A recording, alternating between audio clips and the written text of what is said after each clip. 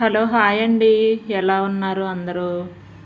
ఈరోజు స్పెషల్గా egg pickle అయితే చూపిస్తున్నాను. మన ఛానల్లో ఎప్పుడు చూపించలేదు కదా, ఇప్పుడు వరకు ఎప్పుడు ఈ వీడియో అయితే పెట్టలేదు.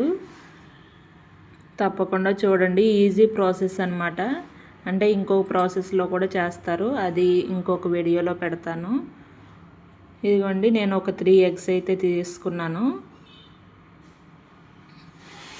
తీసుకున్న తర్వాత ఆ ఎగ్స్ మంచిగా ఉడుకుతూ ఉన్నాయి.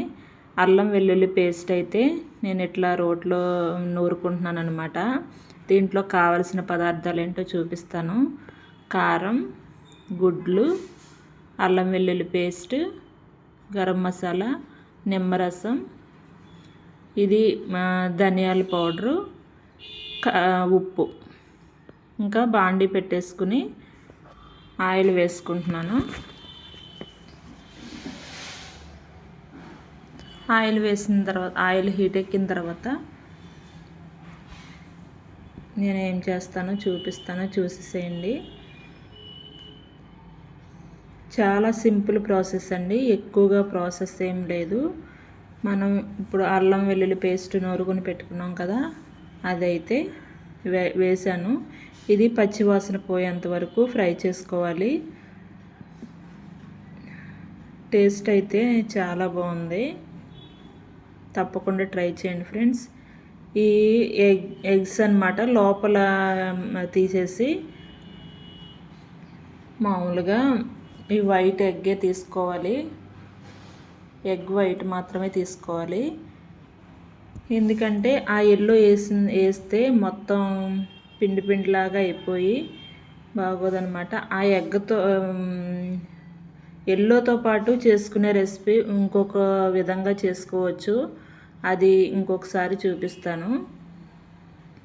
ఇదిగోండి, ఎగ్స్ వేసుకున్న తర్వాత అవి మంచిగా ఫ్రై అయిపోయిన తర్వాత ఆయిల్లో నేను ధనియాల పౌడరు, గరం మసాలా, కారం,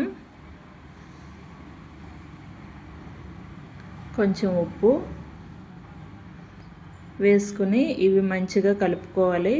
ఇట్లా మనం కొంచెం పట్టుకున్న ఎక్కువ క్వాంటిటీలో మనం ఇంట్లో చేసుకున్నా కానీ అప్పటికప్పుడు చేసుకున్న ఈ అల్లం వెల్లుల్లి పేస్ట్ కానీ ఇవి ఫ్రెష్గా ఉంటేనే బాగుంటుంది అన్నమాట. మన ఇంట్లో చేసుకున్న గరం మసాలా, ఈ ధనియాల పౌడరు మనం ఇంట్లో చేసుకున్న అయితేనే చాలా టేస్ట్ ఉంటుంది. ఒకసారి ఆ విధంగా మన ఇంట్లో చేసుకున్న వాటితో ట్రై చేయండి.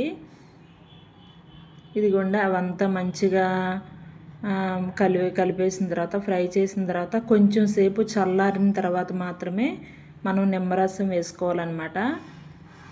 చూసారా, చూస్తుంటేనే నోరు ఊరిపోతుంది కదా, తప్పకుండా ట్రై చేయండి. కలర్ అయితే చాలా బాగుంది, టేస్ట్ కూడా చాలా బాగా వచ్చింది. చూసారు కదా ఎంత బాగుందో. వేడి వేడి అన్నంలోకైనా చపాతీలోకైనా చాలా బాగుంటుంది అన్నమాట. నేను రైస్ కూడా పెట్టుకుని చూపిస్తున్నాను. ఇదిగోండి, రైస్ కూడా వేడి వేడిగా ఉంది. దీంట్లో ఇంకా మనం నెయ్యి కూడా అట్లా వేసుకోవసరం లేదు. చాలా బాగుందన్నమాట.